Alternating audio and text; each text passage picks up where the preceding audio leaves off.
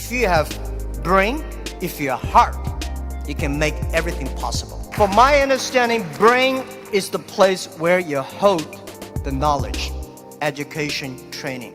The heart is the place where you hold the wisdom. And IQ is the brain and EQ is the heart. If you have a strong EQ, you may be easy to be successful, but people like you. You have a value, you have a friendship, you have trust.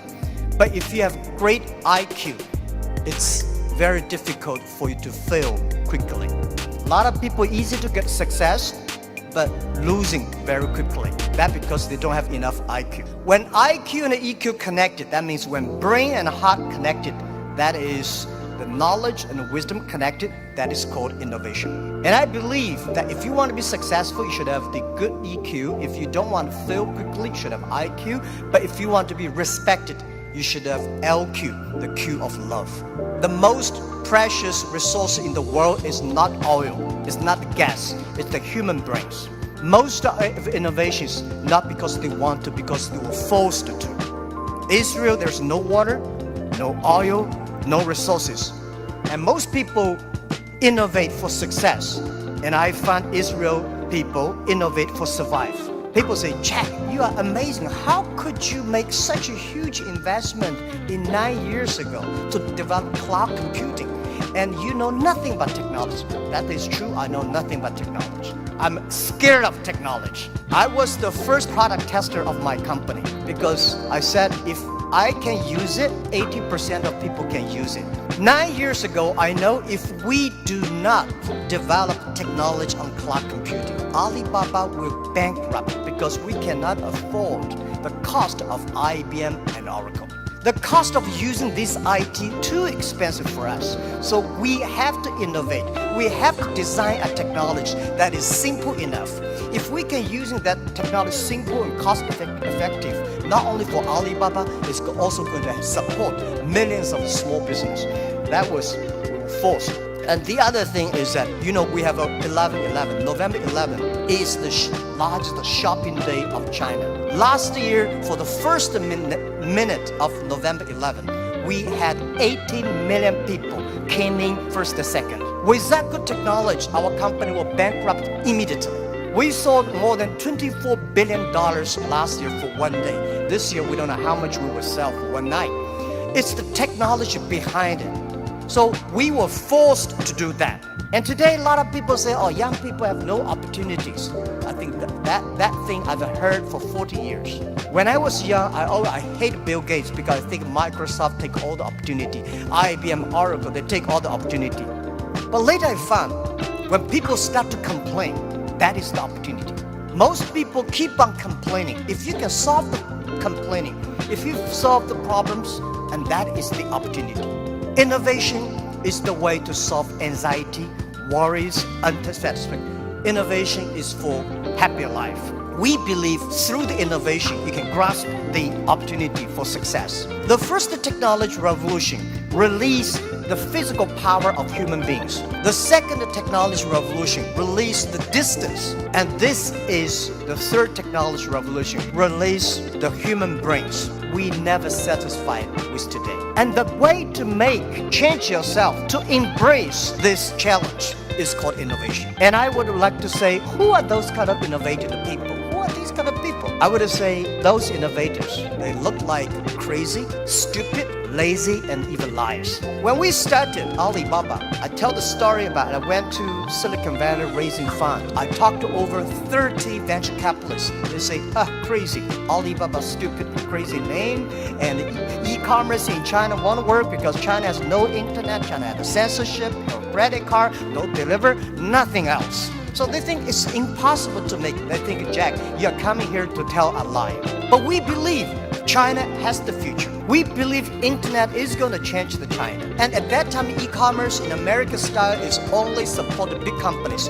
we believe small business. And people say, small business, they don't make money. How could you make money from them? They're right. We say, if small business in America, e-commerce for big companies, helping big company to cut the cost. We think helping small companies not to teach them how to cut the cost because they know better than you do. You should help them how to make the money. And washing machine. A lot of things are designed for lazy people. If people don't want to wash, they have washing machine. People don't want to climb, they have the elevators.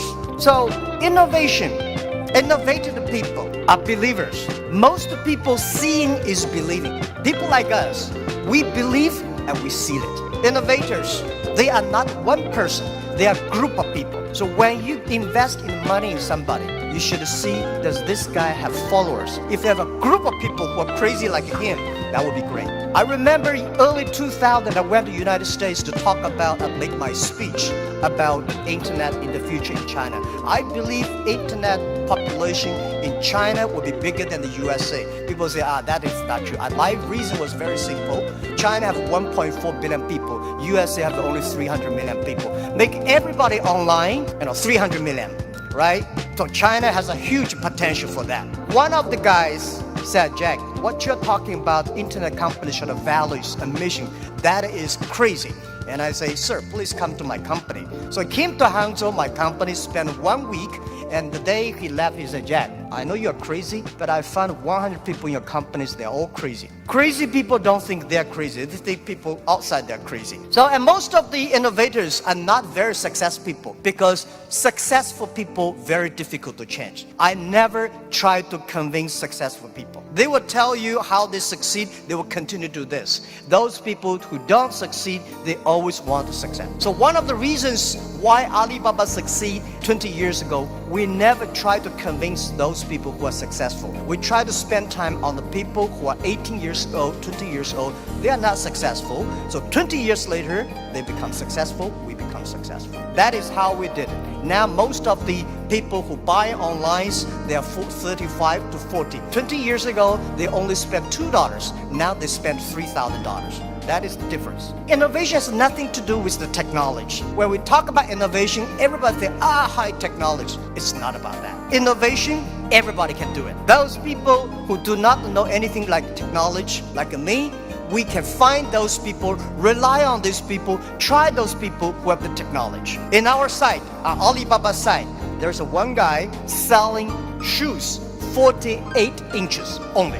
And I say, how can this guy sell shoes for 48 inches?